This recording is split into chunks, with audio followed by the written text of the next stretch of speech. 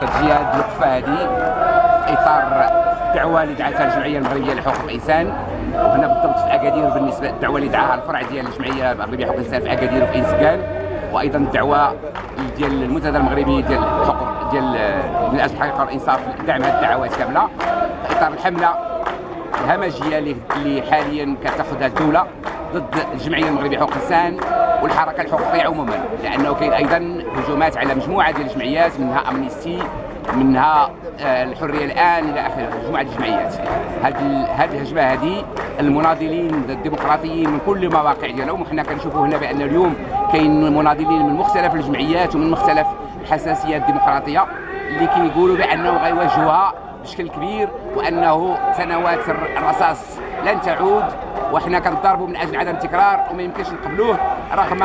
تصريحات ديال انضباط فرع اكادير الجمعيه المغربيه لحقوق الانسان من اجل تصدي الهجمه المخزنيه على الجمعيه المغربيه لحقوق الانسان، وضد هذه الهجمه اللي كاينه على مستوى الحريات، على مستوى الحريات على الصعيد الوطني، على الحركه الحقوقيه كلها، غير بعيد عن احتضان المغرب لهذا المنتدى الوطني الدولي والعالمي لحقوق الانسان.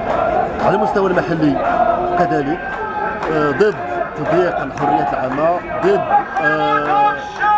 الواقع ديال الحريات، وضد الاعتقال السياسي. هذه كانت ابرز ديال الاهداف ديالنا.